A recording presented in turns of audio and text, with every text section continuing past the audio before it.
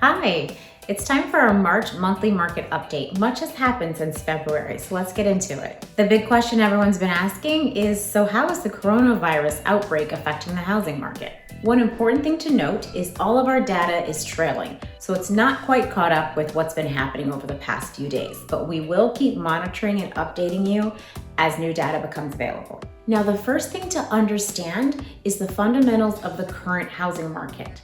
What's happening now is not like the Great Recession, and here's why. Number one, there are not a lot of subprime loans out there. Borrowers had to go to great lengths to acquire mortgages and be creditworthy, and they still do. There have been a substantial amount of people who put down sizable down payments, as well as people who purchased in all cash over the past several years. And equally importantly, a huge difference between now and the bubble that preceded the Great Recession is people are not dipping into their home's equity to purchase boats and cars and go on lavish vacations. 37% of all homes in the US have no mortgage on them at all, and out of the remaining 63%, more than 1 out of 4 have over 50% equity in their homes. So we are in a much different situation than we were than the bubble that preceded the Great Recession. Now, how will the coronavirus outbreak affect housing? Well, there's no 100% absolute certain answer. Instead, it all boils down to scale and duration.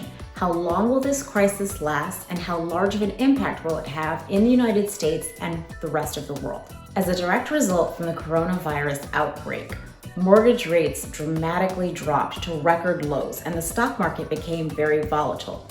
As we currently stand, we're still in a very low mortgage rate environment, under 4%.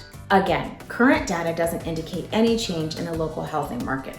We will have more data as it unfolds over the next several weeks. One of the things we'll be watching is supply. The supply of homes to purchase in Los Angeles County is at its lowest start to a March since 2013.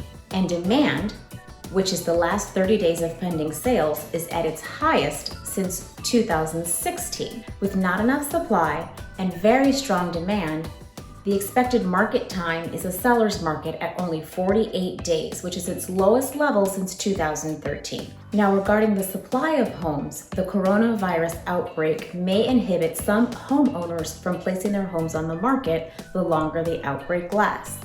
However, for the data we have now, there's been no noticeable change in the amount of homes that are coming onto the market. Year over year, the data is nearly identical. Anecdotally, however, I do personally have some seller clients who are waiting to see what happens before placing their homes on the market, and I know that some other agents do as well. Supply will be something that we continue to watch as housing makes its way through what is typically the hottest season of the year, the spring market. As for demand, the virus could cause some would-be buyers to pause, not desiring to or being able to purchase in this environment of uncertainty. On the other hand, the ultra-low mortgage rates could spur some would-be buyers into purchasing. So this will be another thing that we continue to keep an eye on as we get more data. Demand in the luxury ranges is somewhat of a different story.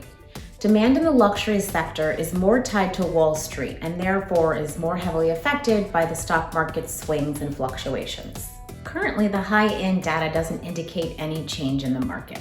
However, it's something we're mindfully keeping our eye on. In the past few weeks, luxury demand increased about 6%. Now, one should expect some disruption in the Los Angeles housing market as people are beginning to be focused on homeschooling, working from home if they're so lucky to be able to do so, and the economy. In the real estate industry, for instance, we've made several modifications in how we've been behaving over the past few weeks, eliminating or limiting open houses, limiting showings, and doing a lot more video and virtual tours of houses.